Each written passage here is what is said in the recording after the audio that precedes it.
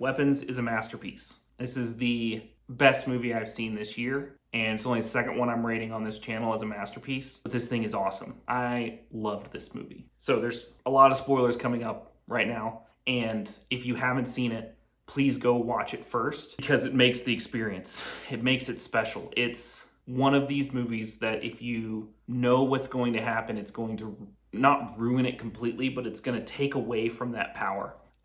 So yeah, fair warning. The reason I'm calling this movie a masterpiece: acting, so good.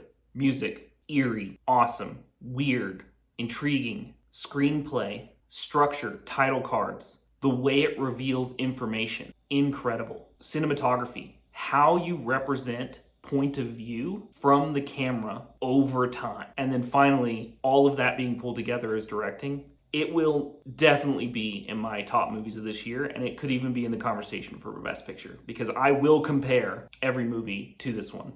There is elements from all 5 of those things that I just listed that I could outline that elevate this piece of art beyond itself, right? It's your run-of-the-mill, kind of weird thriller, whodunit horror movie, right? It's like all those elements are there, but the way that it tells it makes it fresh and makes you second guess a bunch of things, and like you're even just like the little moments, right? Like Alden Ehrenreich's character getting stuck by a needle, right? Those little extra elements of drama that kind of are like distracting you from the core element of the film actually work, because there's a simple element of what is a weapon and what isn't a weapon, and are people weapons or are they not weapons, right? And so like you can kind of connect all these things as you go. But I'll just kind of outline a few things that I loved about it, which are how Zach Cregger outlines like this, little bit of basement horror, but also like what's going on in there. Like why don't we know what's happening? And the only way you know what's happening is by getting closer and closer to it from the point of view of the characters that are in the moment, which is frustrating at the beginning, right? When you're with the teacher and she's drinking and she, like, even just her outlined character arc is crazy to me. But you see her drinking and she falls asleep in the car, and then like somebody gets in the car with her and you don't know what's happening. And it's so cool how that changes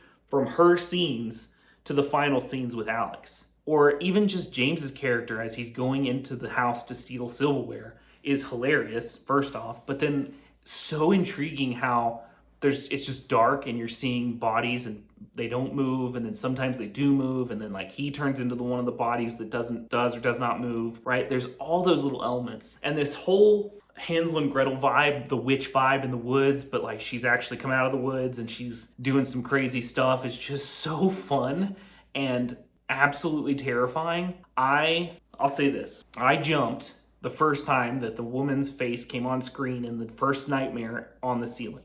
And the reason is Zach Cregger has an interesting taste for how long to hold the tension before giving you a jump scare. Because even the second one, where she like pops up somewhere, I was holding my wife's hand and I like tensed up because I was ready for the next jump scare. And finally I released, but I didn't completely drop my guard because right after that it happened. And it's so interesting that he's able to pull that tension along to get you set up for that jump scare, and then doesn't give it to you, but then gives it to you. So it's like that. It's like he almost understands what we've been trained as moviegoers to like kind of feel out as tension goes and as jump scares go. So it definitely, it caught me off guard, and I was not the only one. There were people in my theater that were like yelling and screaming. But that's not the whole movie, which is what's so good, is because it's a crafted piece of art. It's a crafted film. It's something that is so well made that the jump scares are just frills. They're thrills within the art and the experience of this story being told.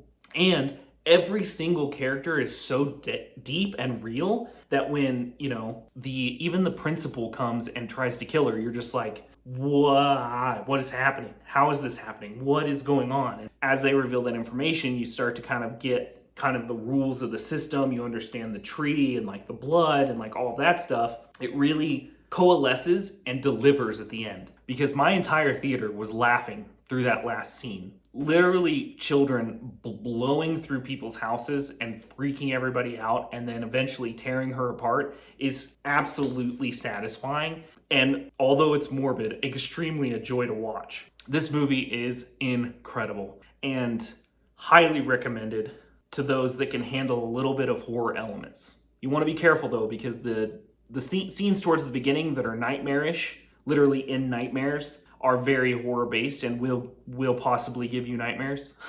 So just be careful with that. But I just absolutely dug this, and I think there's so many layers to it, and it will be rewatchable. And I wish they hadn't shown so much in the trailers, right? Like even the fork scene where they're stabbing themselves, like that was in the trailers, and it should not have been, because it was horrifying and like totally gonna give that kid PTSD. Although good for him for fighting back at the end, but like don't show us that kind of thing. Like one of my favorite things about Barbarian. If you haven't seen Barbarian, here comes a spoiler for Barbarian. I'm gonna hold my hands up until it's done.